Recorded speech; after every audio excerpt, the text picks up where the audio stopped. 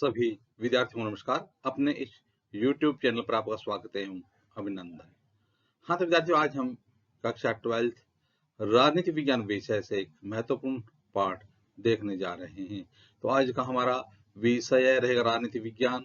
आज की हमारी कक्षा रहेगी 12 और आज का हमारा पाठ रहेगा राष्ट्र निर्माण की चुनौतियां। हाँ तो विद्यार्थियों, आज हम राष्ट्र निर्माण की चुनौतियां नामक पाठ से रजवाड़ों का विलय नामक टॉपिक देखने जा रहे हैं। तो शुरू करते हैं आज का वीडियो।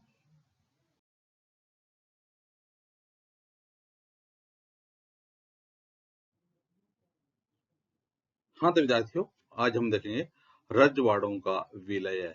तो 1947 में हमारे देश की आजादी के बाद जो छोटे छोटे देश रियासतें थी, जो रजवाड़े थे, उनका विलय किस प्रकार से किया गया, इसके बारे में आज हम अध्ययन करने जा रहे हैं।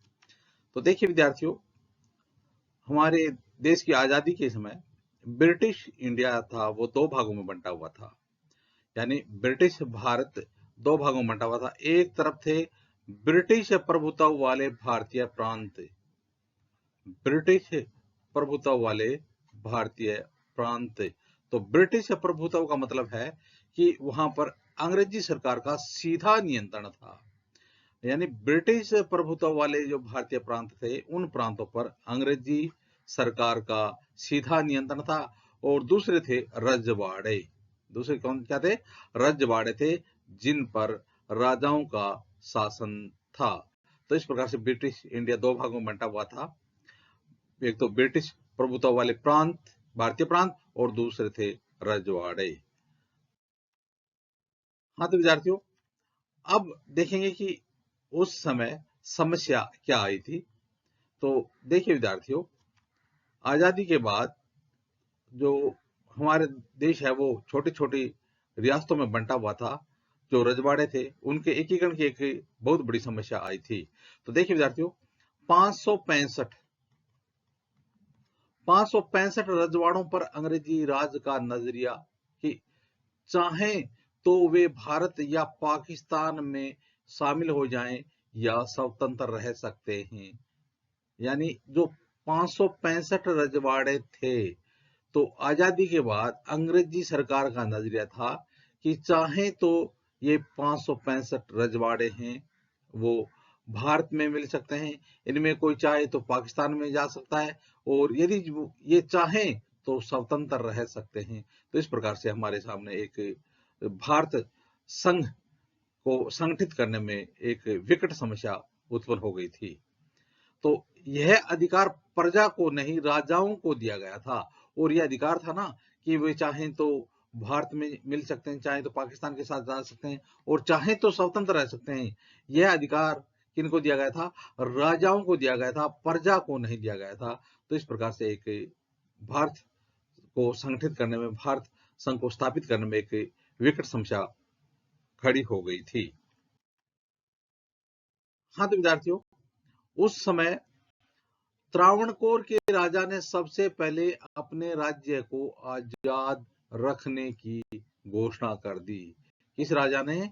सबसे पहले त्रावणकोर के राजा ने त्रावणकोर के राजा ने सबसे पहले अपने राज्य को स्वतंत्र रखने की घोषणा कर दी।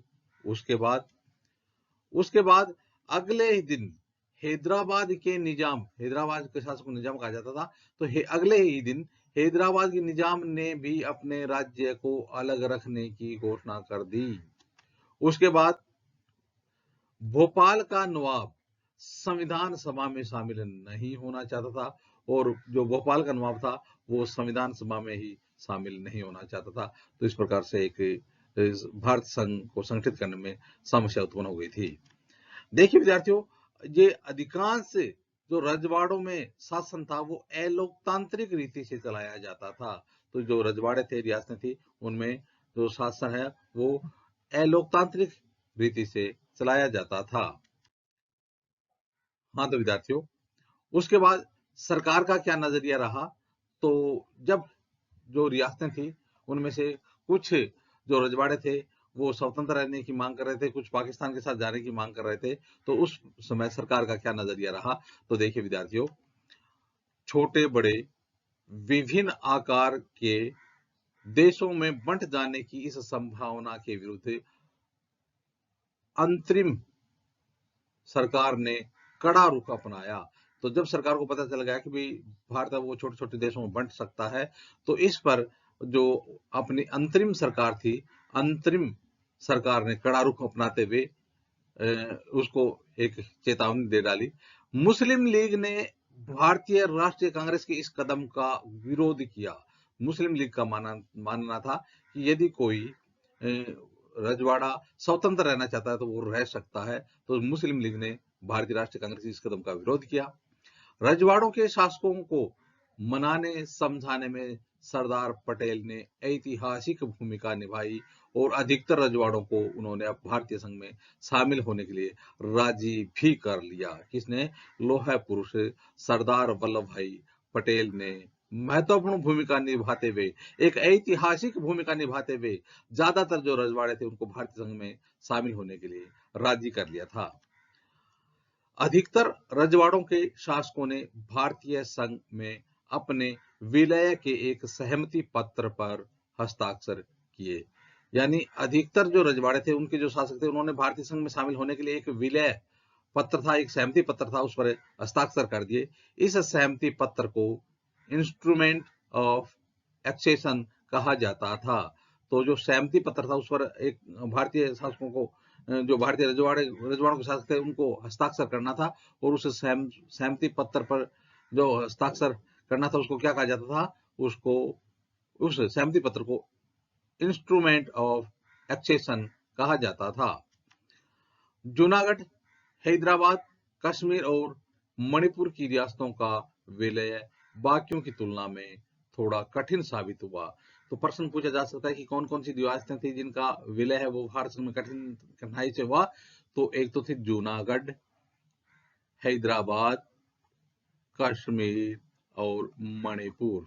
तो 4 रियासतों के नाम बताओ जिनका विलय भारत संघ में कठिनाई से हुआ था। तो जूनागढ़, हैदराबाद, कश्मीर और मणिपुर।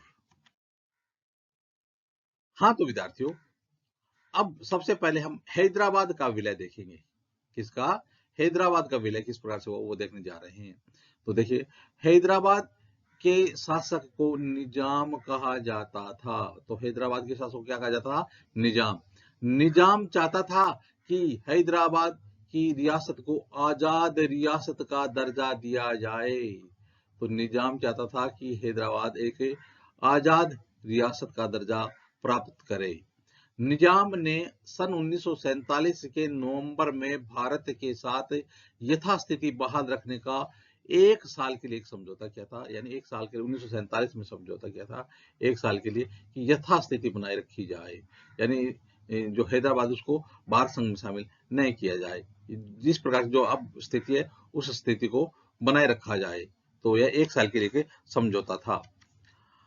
तेलंगाना इलाके के किसान निजाम के दमनकारी शासन में खास तौर पर दुखी थे। जो तेलंगाना हैदराबाद का इलाका था, तो वहां के जो किसान थे वो निजाम के दमनकारी शासन के जो विरोध थे, दुखी थे। वे निजाम के खिलाफ उठ खड़े हुए, तो उन्होंने निजाम का विरोध करना शुरू कर दिया। महिलाएं निजाम के शासन में सबसे ज्यादा जुल्मों का शिकार हुई थी। तो जो वहां की महिलाएं थी वो निजाम के शासन में सबसे ज्यादा जुल्मों का शिकार हुई थी। महिलाएं भी बड़ी संख्या में इस आंदोलन में आ जुड़ी हुई। तो इस प्रकार से महिलाओं ने भी जो आंदोलन था उसमें बढ़ चढ़कर भाग लिया।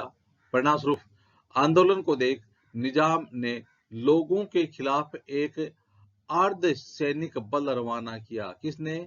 निजाम ने आंदोलन कर रहे लोगों के खिलाफ एक अर्ध सैनिक बल रवाना कर दिया। इस अर्ध सैनिक बल को रजाकार कहा जाता था। क्या कहा जाता था? रजाकार कहा जाता था। इस अर्ध सैनिक बल को क्या नाम दिया गया था? रजाकार नाम दिया गया था।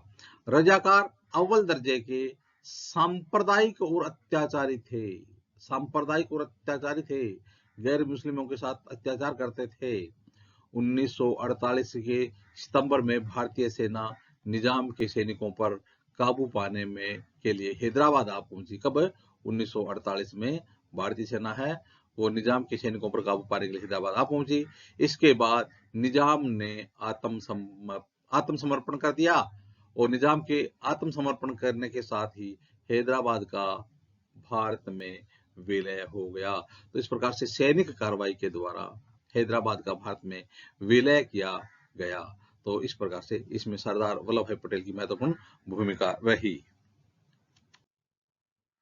हाँ तो विद्यार्थियों, अब देखते हैं मणिपुर का भारत में विलय। मणिपुर रियासत का, तो देखिए आजादी के चंद रोज पहले मणिपुर के महाराजा बोध चंद्र सिंह ने भारत सरकार के साथ भारतीय संघ में अपनी रियासत के विलय के एक सहमति पत्र पर हस्ताक्षर किए थे। तो किसने? मणिपुर के महाराजा बोध चंद्र सिंह ने भारत सरकार के साथ भारतीय संघ में अपनी रियासत के विलय के लिए एक सहमति पत्र पर हस्ताक्षर कर दिए थे। इसकी एवज में उन्हें यह आश्वासन दिया गया था कि मणिपुर की आंतरिक स्वायत्ता बरकरार रहेगी। तो उसको कहा गया था कि मणिपुर की आंतरिक स्वायत्ता को किसी प्रकार से कोई खतरा नहीं होगा। जनमत के दबाव में महाराजा ने 1948 के जून में चुनाव करवाया और इस चुनाव के फलस्वरूप मणिपुर की रियासत में संवैधानिक राजतंत्र कायम हो गया। तो उसके बाद राजा ने एक चाल चली और उसने 1948 के जून महीने में चुनाव करवाया। परिणाम स्वरूप मणिपुर की रियासत में कोशिश की गई कि एक संवैधानिक राजतंत्र स्थापित किया जाए। मणिपुर भारत का पहला भाग है जहां सार्वभौम वयस्क मताधिकार के सिद्धांत को अपनाकर चुनाव करवाए गए थे। तो प्रश्न बनता है कि भारत का कौन सा जो भाग है या कौन सी रियासत जहां पर सबसे पहले सार्वभौम वयस्क मताधिकार के सिद्धांत को अपनाकर चुनाव करवाए गए थे? वो है मणिपुर। मणिपुर की विधानसभा में भारत में विलय के सवाल पर गहरे मतभेद थे। तो मणिपुर की विधानसभा थी ना, तो उसमें भारत के में विलय के सवाल पर उनमें मतभेद थे।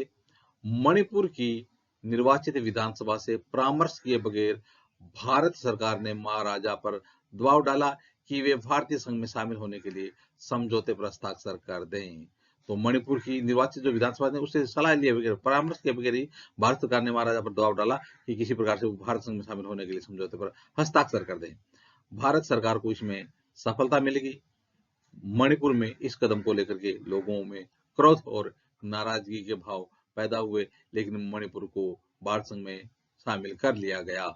इसका असर आज तक देखा जा सकता है, आज भी इसका असर देखने को मिलता है। इस प्रकार से विद्यार्थियों, रजवाड़ों का भारत में विलय किया गया। तो इस प्रकार से आज हमने रजवाड़ों का विलय नामक टॉपिक देखा। आगे आने वाले वीडियो में भी इस प्रकार से हम राजनीति विज्ञान संबंधी देखते रहेंगे। आप भी अपने इस YouTube चैनल के साथ बने रहिए। वीडियो देखने के लिए धन्यवाद।